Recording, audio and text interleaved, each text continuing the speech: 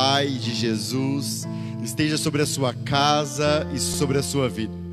Nós estamos aqui porque temos uma direção da parte do Espírito Santo de Deus, para liberarmos uma palavra direto do coração de Deus sobre a sua casa, sobre a sua família, sobre a sua vida. Em nome de Jesus, vá até o final dessa live, deixa Deus falar ao seu coração, em nome de Jesus. Nós temos uma tradição aqui, quase um costume no nosso meio, e antes de liberarmos a palavra que Deus colocou no nosso coração, de compartilhar com você que está nos assistindo, aquilo que Deus tem feito aqui em Rondonópolis, Mato Grosso, na Igreja Batista Éden.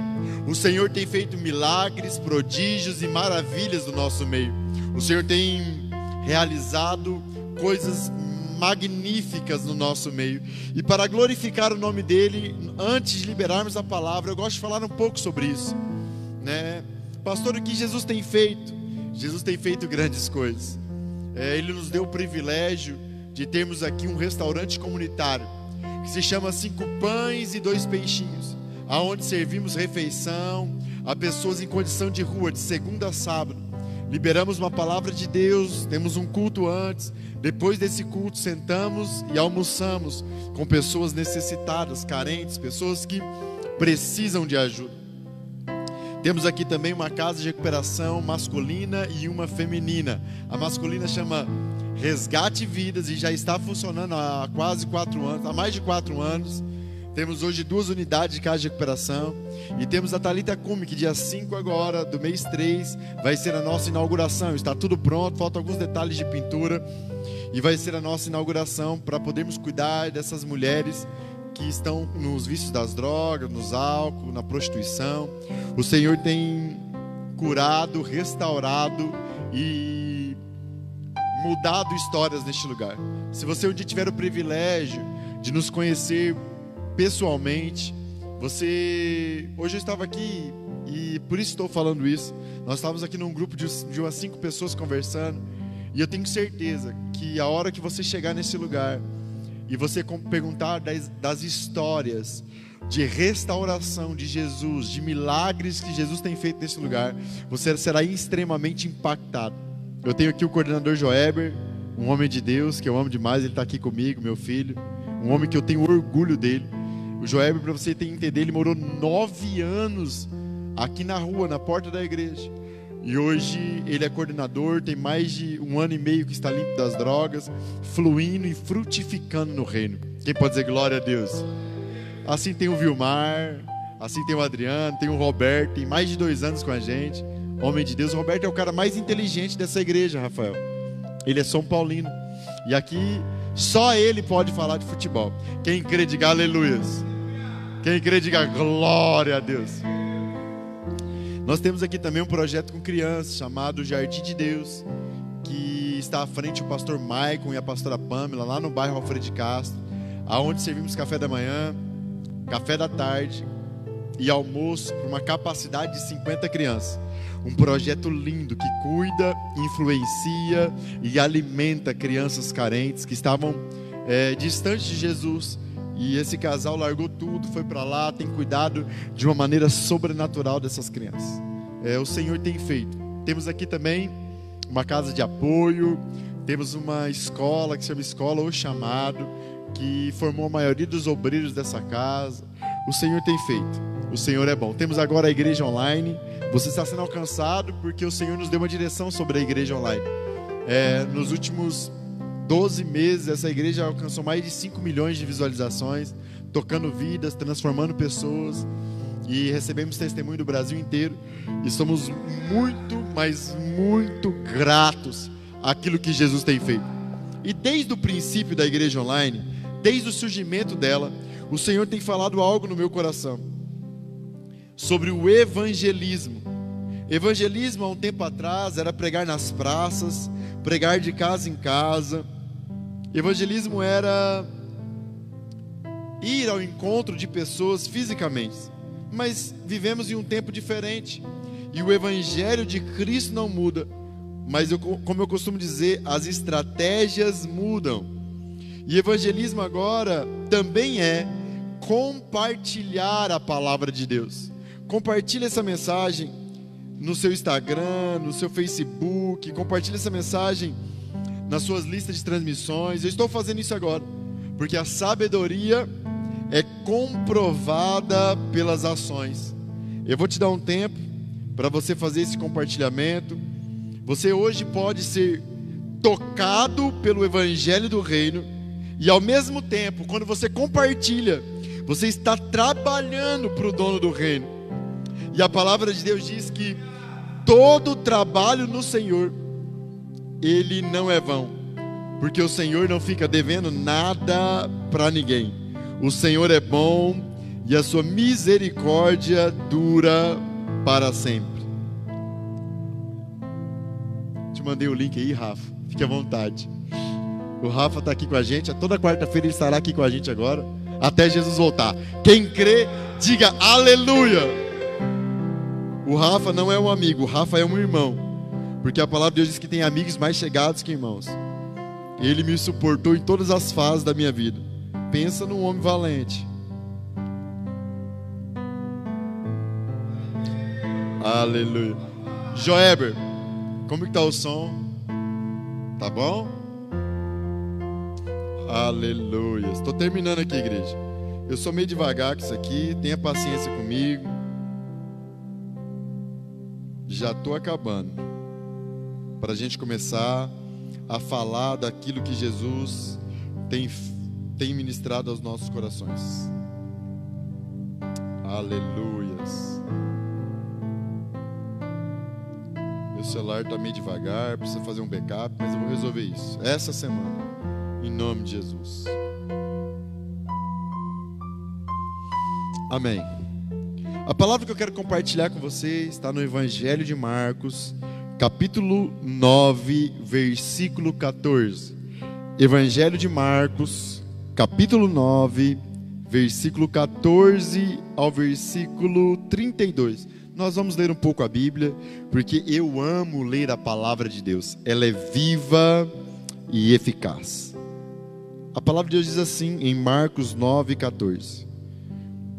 Quando se aproximaram dos outros discípulos, viram grande multidão e alguns mestres da lei que discutiam com eles, os discípulos.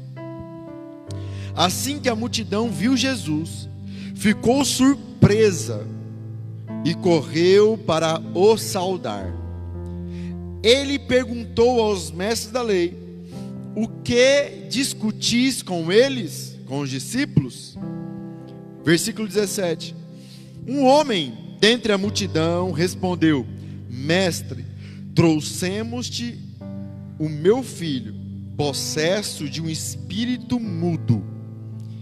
Este, onde quer que o apanha, lança por terra, e ele espuma e range os dentes, e vai se secando.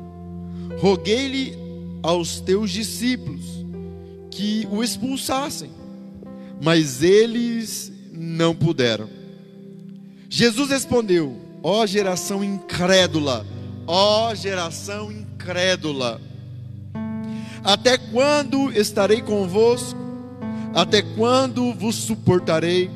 Trazei-o a mim. Eles trouxeram. E quando o Espírito viu Jesus, logo agitou o menino com violência. Caindo ele por terra, rogava, espumando pela boca. Perguntou-lhe Jesus ao pai do menino: quanto tempo que lhe sucede isso? Respondeu ele: desde a infância. Muitas vezes tem lançado no fogo e na água para o matar.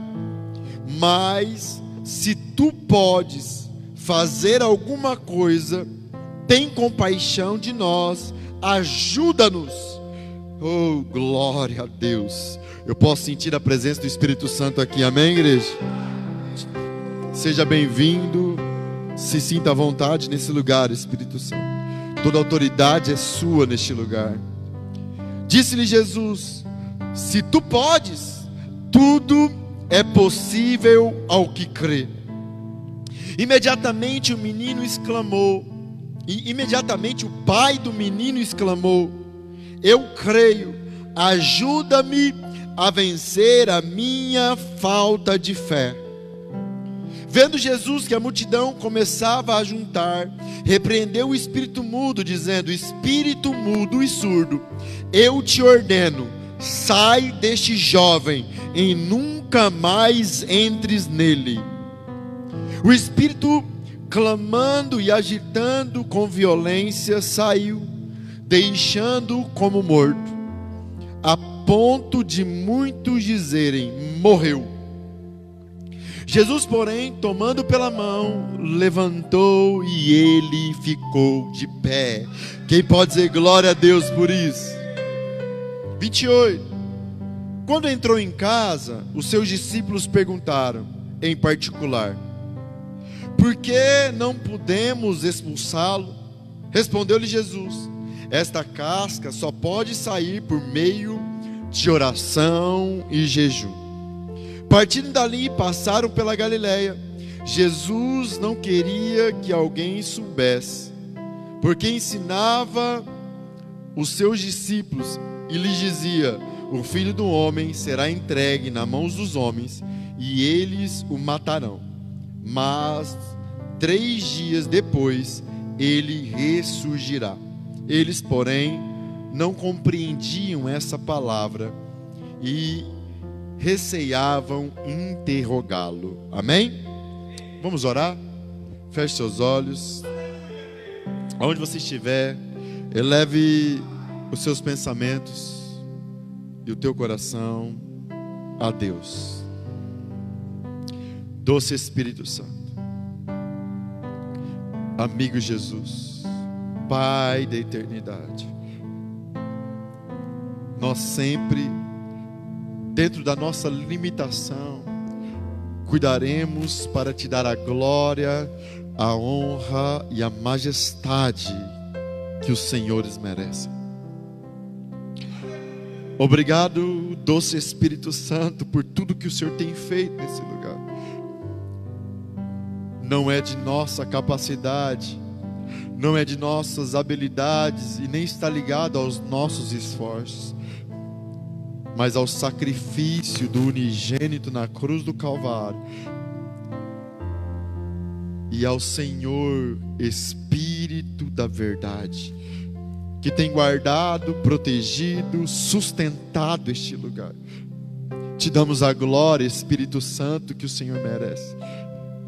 Fique à vontade, ministre aos nossos corações, me ajude nas minhas fraquezas, me ajude para que eu não fale nada de mim, nem tome conta desse momento, mas que o Senhor governe as minhas ações e conduza esse culto, e aonde essa palavra chegar, Espírito Santo, possa impactar vidas, transformar vidas, restaurar vidas, porque o Senhor é poderoso para fazer infinitamente mais do que pedimos, pensamos ou imaginamos.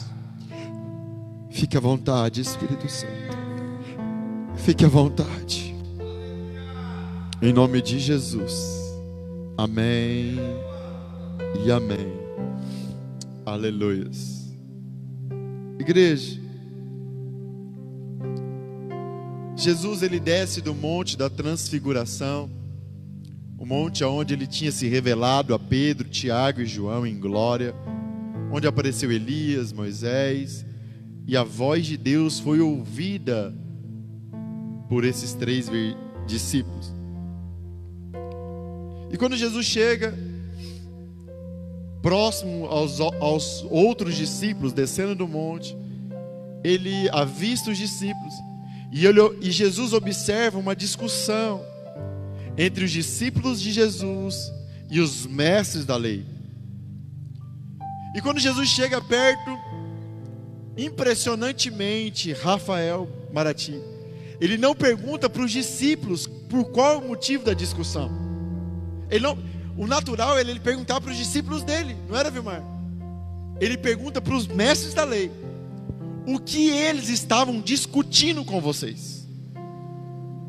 A Bíblia diz que no meio da multidão sai um homem. E esse homem começa a explicar a causa da discussão, a causa daquele tumulto. E a causa daquele tumulto era um menino, que um espírito mudo o tomava desde a sua infância. Jogava na água para matar, jogava no fogo, perturbava aquela família profundamente. E aquele pai desesperado, ele leva o seu filho àqueles discípulos e pede que os discípulos de Jesus expulsassem aquele demônio. Igreja, para que você entenda isso, os discípulos foram enviados por Jesus. E eles expulsaram demônios, eles curaram enfermos. E por isso esse pai levou aquele menino ali e pediu que os discípulos orassem para aquele menino ser livre. Mas a Bíblia diz que aquele menino não foi livre, que eles não conseguiram expulsar aquele demônio. E por esse motivo uma discussão começou entre os mestres da lei e os discípulos de Jesus. Jesus olha para os seus discípulos e diz assim no versículo 19: ó geração incrédula, até quando estarei convosco? Até quando vos suportarei? Trazei-o a mim. Jesus, ele adverte os seus discípulos, chamando eles de incrédulos, e dizendo: até quando estarei eu com vocês? E aí a Bíblia diz que o pai traz o menino. Quando os espíritos imundos, eles veem Jesus, eles começam a agitar o menino começa a babar. E aí Jesus pergunta, desde quando isso acontecia? O pai diz: desde a infância. Aquele menino sofria desde a infância. Fala: por quê, pastor? Fala: por quê, pastor? Porque existia uma geração incrédula. Aquele menino estava sofrendo porque existia uma geração incrédula, e ele estava sendo oprimido pelas trevas. Jesus, vendo que a multidão começou a se achegar e o tumulto ia aflorar, Jesus dá uma ordem, e a ordem de Jesus é muito específica: sai dele e nunca mais volte. A Bíblia diz que aquele espírito imundo sai, ele agita o menino e sai, e aquele menino fica como morto. E a Bíblia diz que pega na mão daquele menino, Jesus pega na mão daquele menino e levanta aquele menino, e aquele menino é restaurado pelo poder de Deus. Mas antes de ser restaurado, existe algo que eu não posso deixar de contar para você: a atitude de humildade do pai daquele menino. Aquele pai diz assim: Jesus, se o Senhor pode, cura o meu filho, liberta o meu filho. Jesus olha para ele e fala assim: se eu posso, tudo pode aquele que crê. E aí o pai daquele menino olha para Jesus e fala assim: olha, me ajuda na minha incredulidade. Olha a humildade daquele pai desesperado. Ele reconhece quem ele é, que ele era um incrédulo, como os discípulos, como os mestres da lei. E imediatamente Jesus expulsa aquele demônio. Continuando a história, eu estou te contando a história porque eu quero te trazer várias revelações que mudaram a minha vida nessa palavra, e eu quero compartilhar todas com você. Amém? Jesus chegando em casa, no versículo 27, quando ele entrou em casa, versículo 28, desculpa, os seus discípulos perguntaram para Jesus: por que é que nós não podemos e não conseguimos expulsar esses demônios? Em particular, eles perguntaram isso para Jesus: por que nós não conseguimos? O que acontece? Igreja, entenda algo: Jesus já havia respondido isso lá no versículo 19. Eles não conseguiram expulsar por conta da incredulidade. Olha o que Jesus falou no versículo 19: até quando estarei com vocês, ó geração incrédula? Mas agora eles em particular fizeram uma pergunta: como eles venceriam essa incredulidade? Mas é impressionante, porque o pai do menino já tinha dado um caminho para vencer a incredulidade também, que era a humildade e o arrependimento. Igreja, a humildade e o arrependimento sempre andam juntos, porque o arrependimento é você reconhecer quem você é, amém? E o pai daquele menino tinha reconhecido que ele era incrédulo. Me ajuda na minha falta de fé. Mas percebe algo aqui: os discípulos chegam a Jesus em particular e perguntam: como vencer aquele demônio? E aí Jesus responde assim: olha, existe uma casta de demônio que só sai com jejum e oração. Fala para o seu irmão assim, ó: existe uma casta de demônio que só sai com jejum e oração. Mas eu vou recapitular a história mais uma vez para você entender qual casta de demônio é essa. Entenda algo: Jesus não estava falando da casta de demônio que estava sobre o menino. Entenda essa palavra. Quando Jesus fala que existe uma casta de demônio que é vencida com jejum e oração, ele não estava falando da casca de demônio que estava sobre o menino, mas ele estava falando da casta de demônio que é governada pela incredulidade dos seus discípulos. Ó geração incrédula! Entenda algo, igreja. Existe uma... Por que você está falando isso com tanta propriedade, pastor? Porque esses mesmos discípulos, Rafa, eles saíram e expulsaram demônios, curaram enfermos. Se você for em Mateus capítulo 10, você vai ver isso. Agora, existia algo mais profundo. E igreja, entenda algo: a primeira característica de um homem incrédulo é a discussão. Jesus chama aquela geração de incrédula, e nós percebemos que quando ele desce do monte, ele vê os seus discípulos discutindo com os mestres da lei. A primeira característica, igreja, de uma geração incrédula é uma geração que discute a respeito das coisas de Deus. E nós estamos vivendo em um tempo de muita incredulidade, aonde você vê pastores discutindo no púlpito com outros pastores, irmãos discutindo com outros, disputando. Igreja, qual é a base da discussão? Ser dono da razão. Eu vou falar de novo. Sabe qual é a base da discussão? Defender alguma coisa é ser o dono da razão. E o que Jesus veio nos ensinar, quando Ele toma a sua cruz e morre pelos nossos pecados, mesmo tendo toda a razão do mundo, Jesus nos ensina algo muito maravilhoso. Aquilo que Paulo tinha entendido e dito em Filipenses capítulo 3: eu não tenho justiça própria segundo a lei, mas a minha justiça é segundo a vontade de Jesus, segundo a lei de Jesus. Igreja, sabe por que a nossa... Entenda algo.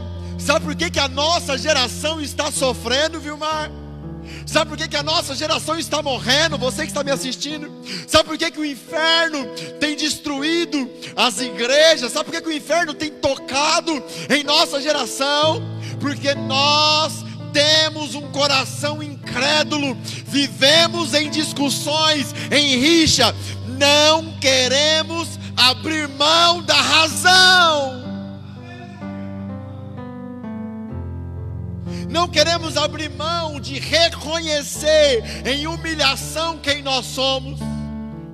Eu escuto falar: não há mais jeito para essa geração. Eu escuto falar: não há mais jeito para os dependentes químicos. Eu escuto falar: não há jeito para as prostitutas. Não há solução. Sabe por que não há solução? Porque o seu coração é cheio de incredulidade. E você sabe qual que é a segunda raiz da incredulidade? A primeira é a discussão, a luta pela razão. Amém, igreja? Sabe qual é a segunda característica da incredulidade de uma geração que mata uma geração? Fala qual, pastor? O orgulho, a soberba. O orgulho e a soberba de não perder a razão. O orgulho e a soberba de não reconhecer, como o pai desse menino reconheceu a sua falta de fé. O seu orgulho, a sua soberba, e em ficar preso a esses rituais religiosos que tem matado uma geração, tem matado uma geração. Sabe por que aquele pai, sabe por que aquele pai se quebrantou? Sabe por que aquele pai se humilhou? Sabe por que aquele pai se arrependeu? Porque ele amava aquele filho que sofria desde a sua infância sem falar. O amor e a compaixão daquele pai quebrantou o coração daquele homem. Sabe por que não temos reconhecido a nossa incredulidade? Sabe por que temos usado a Bíblia para discutir sobre religião? Igreja, entenda algo: a religião está desse lado aqui, vai para lá, e Jesus é totalmente ao contrário da religião. Aonde Jesus reina, não há discussão, há renúncia, cruz e restauração. Mas sabe por que você não tem soltado a sua razão? Sabe por que você não tem abrido mão do seu orgulho? Sabe por que você não tem oferecido a outra face? Sabe por que você não tem se calado como Jesus se calou? Porque você não ama os perdidos, porque você não ama a sua geração que está padecendo. Quem está me entendendo? Quem está entendendo essa palavra, diga glória a Deus. É tão profundo isso, igreja, que Jesus, perguntado em particular pelos seus discípulos como romper com esse problema, Jesus. Por que é que esses demônios não obedeceram a nossa voz de comando, como os outros demônios tinham obedecido, Jesus? Jesus olha para eles e diz assim: existe uma casta de demônio que só sai com oração, intimidade com Deus. E a intimidade com Deus gera jejum, sacrifício, renúncia das coisas dessa vida. Quem está entendendo, diga glória a Deus. Jesus está falando assim: vocês querem vencer a incredulidade do coração de vocês, que vocês andam discutindo com os outros aonde vocês não deviam discutir. Vocês querem vencer a incredulidade do coração de vocês, que vocês andam não conseguindo se arrepender e preso ao seu orgulho, e a sua geração parecendo. Quem quer vencer, diga glória a Deus. Entre em um lugar mais profundo de relacionamento comigo e com o Pai e com o doce Espírito Santo. E quanto mais profundo vocês entrarem, maior será o jejum de vocês, maior será a renúncia, o sacrifício de vocês pela vossa geração. Igreja, isso é tão verdade. Para você que tem tanta incredulidade, não está acreditando.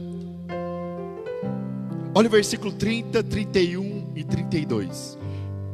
Partiram dali e passaram pela Galileia. Jesus não queria que alguém soubesse, porque ensinava aos seus discípulos e lhes dizia: olha o que Jesus ensinava: o Filho do Homem será entregue nas mãos dos homens, e eles o matarão, mas 3 dias depois ele ressurgirá. Eles, porém, não compreendiam essa palavra e recearam interrogá-lo. Igreja, olha como o nível de incredulidade nesses discípulos era grande. Olha como o que eu estou falando para você se confirma nesses 3 versículos. Jesus não queria que ninguém soubesse, ou muita gente soubesse, que ele estava ali, porque ele estava ensinando algo profundo aos seus discípulos. Pastor, o que ele estava ensinando? Que ele iria morrer, ser sacrificado, que ele iria ser moído, que os oficiais iam matar ele. Mas a incredulidade era tamanha no coração dos seus discípulos, que eles nem entendiam o que Jesus estava falando. Eles nem compreendiam como que o Filho de Deus, aquele que nós vimos curar os enfermos, ressuscitar mortos, andar sobre as águas, fazer pão com a mão, fazer peixe sair de dentro de outro peixe, acalmar uma tempestade com uma palavra, como que ele será morto, moído? O nível de incredulidade, igreja, era tão grande que o terceiro aspecto da incredulidade aqui governava eles. Fala qual, pastor? O incrédulo não consegue deslumbrar aquilo que Jesus e um homem cheio de fé na eternidade deslumbra. Este mundo é transitório e passageiro, nada há para nós aqui, mas a nossa glória virá após a morte. A nossa glória virá após a nossa morte, porque a morte não é o fim, mas é o começo. Um homem cheio de fé na eternidade, ele não teme a morte, mas ele vê a morte como um passo para a glória. Sabe por que o incrédulo não consegue ver isso? Porque ele diz com a boca que crê em Jesus, ele anda com Jesus como os discípulos, mas as pessoas e a sua geração perto dele andam em terríveis sofrimentos. Eu escuto pessoas dizer por aí, existe uma linha teológica sobre isso, que diz que os milagres e os prodígios só eram para a época de Jesus. Ah, igreja, como isso é mentira. Eu sou prova viva disso. Eu sou um milagre de Jesus sobre a terra. E eu conheço N milagres de Jesus neste lugar. Histórias impressionantes que o poder do Espírito de Deus tocou e transformou. Mas sabe qual é o nosso problema? Nós estamos como os discípulos. Olha o versículo 33. Chegaram a Cafarnaum. Estando ele em casa, perguntou-lhes o que estavam discutindo pelo caminho novamente. E eles, porém, se calaram, porque pelo caminho os discípulos discutiam entre si quem era o maior. Ele, assentando-se, chamou os 12 e lhe disse: se alguém quiser ser o primeiro, seja o último, o servo de todos. Você está entendendo qual casta de demônio que deveria cair do coração daqueles homens? Era o da incredulidade, igreja. O incrédulo, ele vive discutindo com as pessoas em busca da razão. O incrédulo não consegue se arrepender, porque se sustenta no seu orgulho e na soberba. Ele não consegue fazer como o pai do menino, porque ele não ama a sua geração, porque ele não conhece o Deus de amor. E o incrédulo, ele não consegue entender o sacrifício de Jesus na cruz, porque ele está apegado à terra, às coisas deste mundo. Olha o que esses homens discutiam depois de tudo que eles viveram com Jesus. Quem é o maior? Quem é o maior? E quando eles chegaram, Jesus sabia dessa discussão.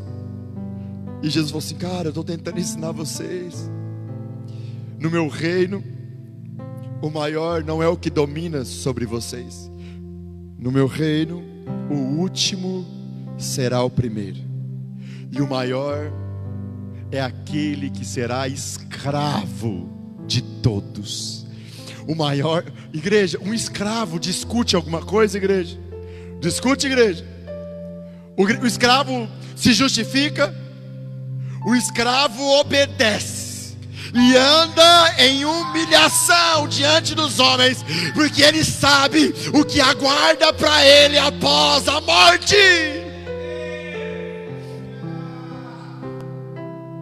Estamos discutindo, igreja, quem prega melhor, estamos discutindo quem tem melhor teologia, estamos discutindo quem louva melhor, quem adora melhor, estamos discutindo vestimenta, estamos discutindo tantas coisas, mas não, a palavra de Jesus para você é: entre no lugar mais profundo de intimidade, jejum e oração, e quanto mais profundo você for em Deus, maior será o seu nível de renúncia. E quanto maior o seu nível de renúncia, maior o poder de Deus, o poder do Espírito Santo de Deus vai fluir de você para libertar a sua geração. Sabe por quê? Você sabe por que todo o poder foi dado a Jesus nos céus e na terra? E não há ninguém que possa superar Jesus. Você sabe por que ninguém pode superar Jesus? Porque nunca, jamais existirá alguém que renunciou tanto como Jesus. Porque não há ninguém que era semelhante a Jesus antes de se encarnar. Pastor, o que você está falando? Jesus era o próprio Deus. Ele se encarnou. A primeira renúncia, ele abriu mão da glória eterna, ele abriu mão do seu trono, ele abriu mão da comunhão com o Pai em plenitude, ele abriu mão do seu ser espiritual por completo e se limitou a um corpo físico. E não satisfeito, a Bíblia diz em Filipenses capítulo 2, que não satisfeito em ser semelhante a Deus e abrir mão de tudo isso, ele se esvaziou por completo e foi obediente até morte e morte de cruz. Sabe o que é isso? Ele foi pelado com uma coroa de espinho, igreja. Isso todas as vezes me comove. Os soldados colocaram Jesus, vestiram uma coroa de espinho nele, uma roupa, pegaram um pedaço de pau e batiam na cabeça dele. Ele tinha autoridade naquele momento de destruir todos com uma palavra, mas ele sabia sobre a eternidade, ele sabia e se lembrava do seu relacionamento com Deus. Ele estava disposto a viver uma vida de intimidade, de intimidade, de intimidade, e de abrir mão de toda a sua razão, de todo o seu direito, para que o poder de Deus descesse sobre a terra. Você sabia que o primeiro pedido de Jesus quando chegou ao céu foi pedir para que o Pai nos enviasse o Espírito Santo? Jesus só teve autoridade de pedir isso ao Pai porque ele foi um homem, mesmo sendo Deus, que andou em profunda intimidade, obedecendo em tudo o Pai. Como ele disse: eu não faço nada de mim mesmo, mas só aquilo que o Pai quer que eu faça. E quanto maior o nível de intimidade, maior o nível de renúncia. Quanto maior o nível de renúncia, maior a autoridade que o céu te dá de libertar o poder do Espírito de Deus para curar uma geração. Sabe de quem é a culpa que a nossa geração está morrendo? Sabe de quem é a culpa que a nossa geração está padecendo na mão das trevas? Da igreja incrédula, da igreja que não tem abrido mão da razão nas discussões, de uma igreja que não se compadece dos perdidos e não se humilha, reconhecendo a sua falta de fé como aquele pai. De uma igreja que Jesus diz a eles: o maior é o servo, o maior é o que serve. E ela anda discutindo sobre quem é o maior. Uma igreja que quer Jesus da boca para fora, mas não quer se fazer escrava de ninguém. Na verdade, quando ela ouve que ela precisa ser escrava umas das outras, isso soa como escândalo, isso dói nos seus ouvidos. Igreja, se arrependa. Igreja, se arrependa. Igreja, se arrependa. Eu não estou falando de salvação sobre a sua vida, eu estou falando sobre as suas responsabilidades no reino eterno. Eu estou te dizendo que todos nós iremos estar diante do tribunal de Cristo um dia, e Ele vai te pedir o seu talento, Ele vai te pedir as suas responsabilidades, Ele vai te pedir o que Ele deixou sobre a sua vida, sobre encargo. E a minha pergunta para você é: você é um incrédulo que anda discutindo, cheio de orgulho, cheio de dificuldades para se arrepender, e que não aceita ser escravo de ninguém? Olha a sua volta. Se você é um incrédulo, esses sinais te seguem.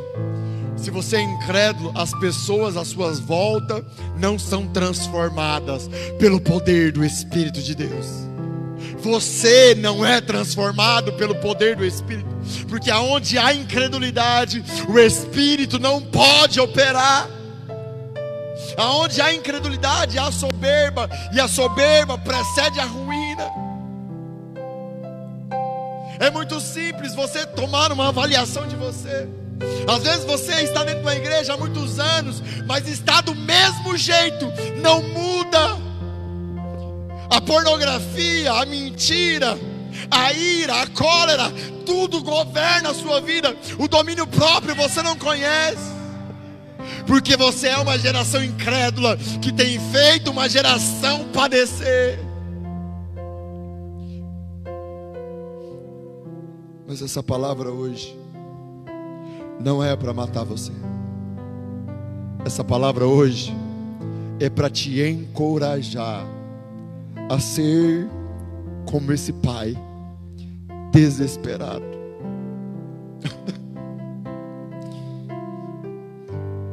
Que a primeira coisa que o Espírito de Deus faça com você hoje é abrir os seus olhos, que você possa enxergar os perdidos.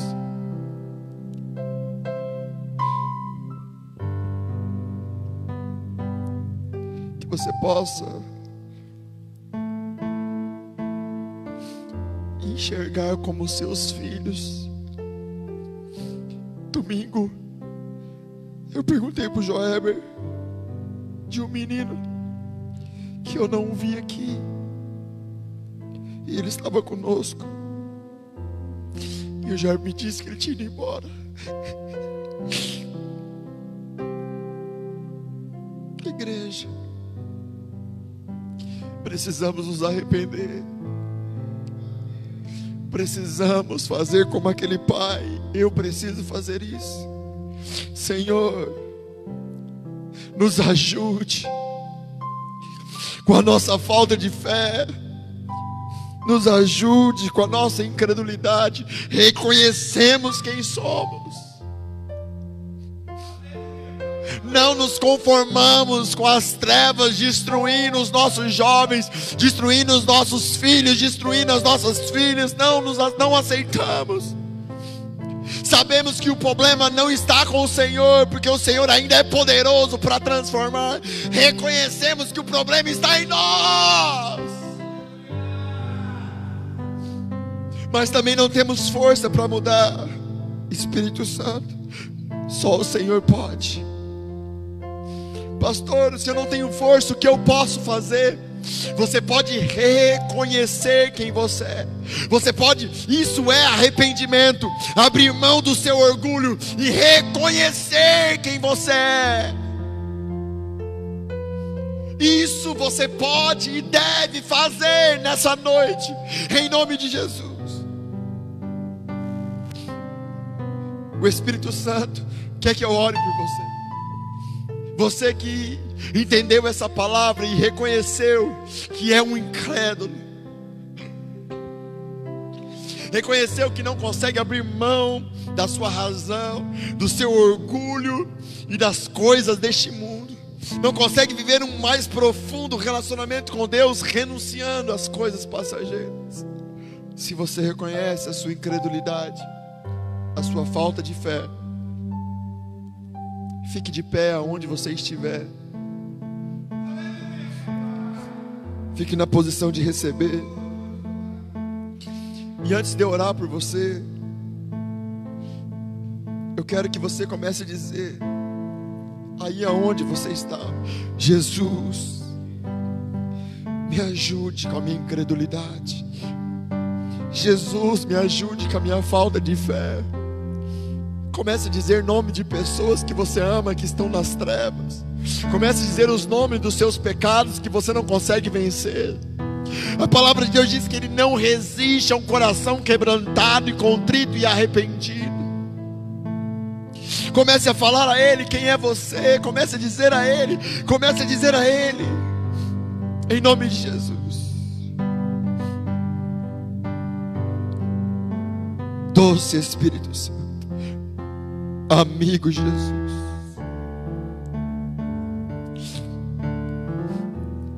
antes de orar, Pai, eu quero reconhecer aqui a minha incredulidade também. Eu quero reconhecer aqui a minha limitação em fé. Eu quero aqui te pedir perdão publicamente por todas as vezes que não confio plenamente no seu cuidado, no seu poder e no seu amor por mim. Me perdoa.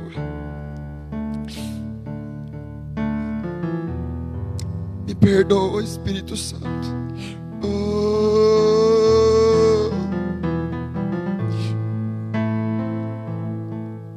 Agora, batiza essa palavra com a sua presença.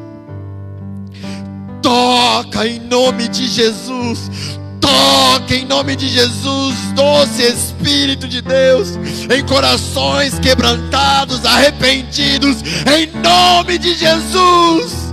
Invada as casas, famílias, faça o seu mover e a sua transformação agora, em nome de Jesus. É isso que nós te pedimos, é isso que nós te clamamos, é isso que nós declaramos. Em nome de Jesus. Se você tiver coragem, você precisa